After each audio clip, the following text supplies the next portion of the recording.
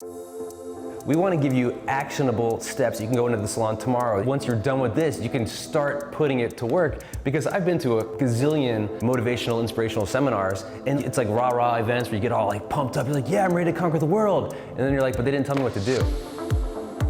Nothing is going to teach you more than leaving the safe space of somebody else controlling your environment. Once you have to become the boss of yourself and the boss of your own business, you will start to grow exponentially fast.